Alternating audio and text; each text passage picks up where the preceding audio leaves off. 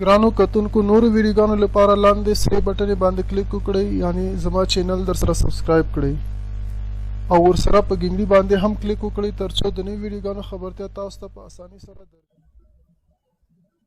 دغه نکات متعدد دي. یو د دې وجه نه د غار حراء انتخاب وکړو پیغمبر صلی الله علیه وسلم چې دا خلوت د بقایا او د دین د ابراهیم علیه السلام نه و. د ابراهیم علیه السلام په دین کې دا خلوت و. دا سلسله راپاتې وه تر دغه وخته پورې هم د ده نیکه په دغه غار حراء کې خلوت کړی و. دا د شرایع من قبلنا و، د بقایا او د جملې نه د عمل و. د ده نیکه هلته خلوت کړی و. ده چې انتخاب د هغه خلوت وکړو په غار حراء کې، دی په ترو ډېر ګران و، په خپلو قریبانو باندې ډېر ګران و، تر څو چې دعوت د نبوت نه وشوی خو ټول په عاشقانو خو وروسته بعضې کې دښمنان شوه. نو ته چې انتخاب د یو ځای وکړو یو مې اعتراض ونه کړ چې دا په د نیکه تاریخ را ژوندی کړي، د نیکه په لیار باندې چې یو نقطه پکې دا وه. دومه نقطه دا وه چې غار حراء داسې ځای کې ده چې نن سبا جبل نور ورته ویلی کېږي چې هغه غار مخامخ خانه کعبې مبارکې ته ده. په هغه وخت کې دا د نن سبا غوندې بلډینګونه خو نه وو، غټ جومات نه وو، نو د هغې د کنارې د بیت الله شریفه لیدی کېده او د بیت الله شریف لیدل کتل هم عبادت ده. نو چې عبادتونه سره جمع شي، یو طرف ته هغه وروسته به بیان کوو چې د کوم عبادت کوو په یو ځای کې، یو هغه د خلوت عبادت ده، بل نظر عبادت ته چې کعبه مبارکه یې لیده. بل درېیمه نقطه، غار حراء یې غوره کړو ځکه دا یو متوسط ځای و، نه کلي ته ډېر نږدې چې هغه د خلوت فایده نشي په مرتبه. سړی چې د هغه ځای نه د ډېرو کوټو نه راشي دغه کوټې ته خو غاب چې د کوټو را رسېږي، د کړکۍ نه هلکان او شی لیدی کېږي، بیا کامل خلوت راځي.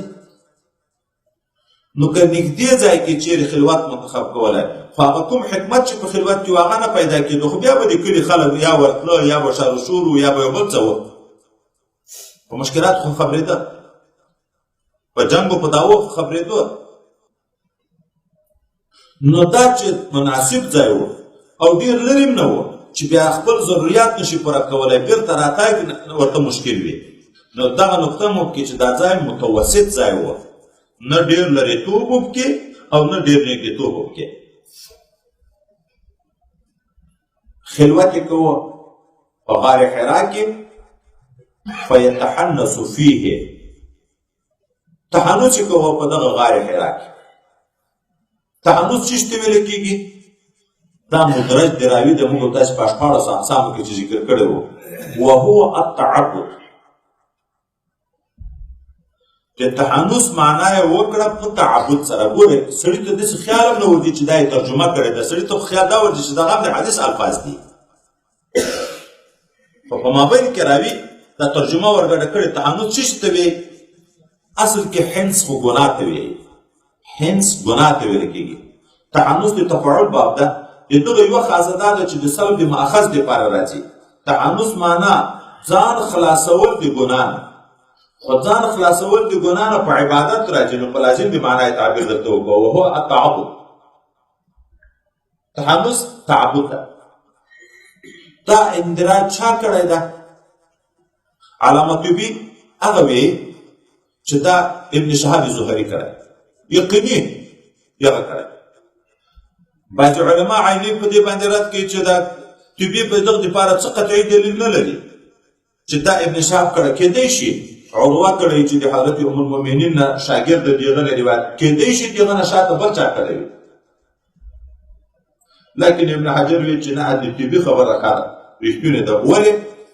د ابن شهاب زهري عادت معلوم د ټولو علماو ته چې دی چې روایت نقل کوي چې کوم ټکی کې مشکل وي دستي ترجمه هلته ورسره کوي. وهو التعبد. تحنس تعبد عبادت کول و. الليالي ذوات العدد، دا په تعبد چې کې پورې نه ده، دا بېرته ظرف د تحنس دپاره دی. یتحنس فیه، تحنس یې کوه، عبادت یې کوه په دغه غار حراء کې. څومره وخت؟ الليالي ذوات العدد، یو څو شپې په شمېر باندې.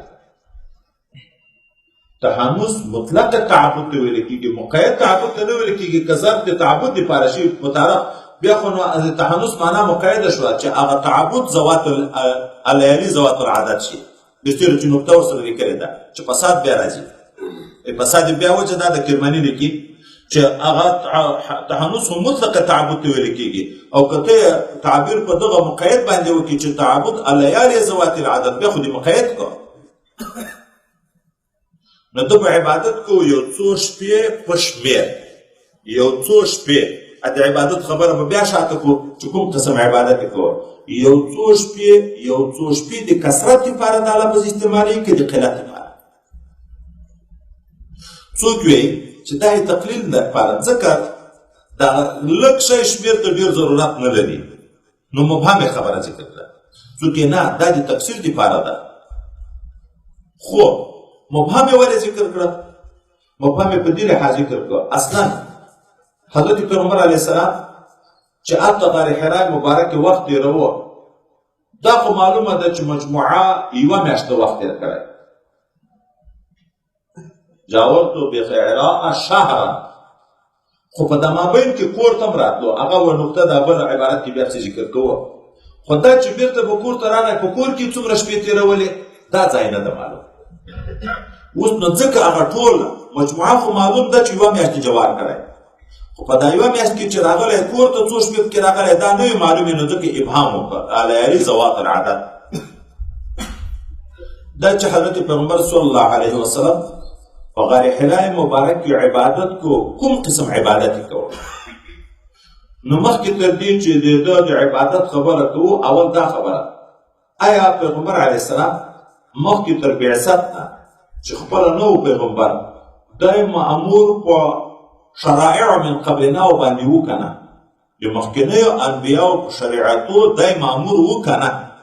ځکه هر نبي قبل نبوت ولی وي، ولی د خدای دوست، اخو به د خدای په دوستی کې په عبادت کې وخت تېري. مخکې تر نبوت نه دی مکلف و په عبادت د شرائع من قبلناو باندې که نه؟